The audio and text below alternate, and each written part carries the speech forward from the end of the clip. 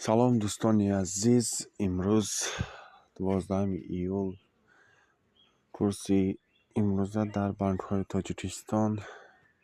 برادرای عزیز یک تا لایک میچخیم و پادپیسات سره حتما میچخیم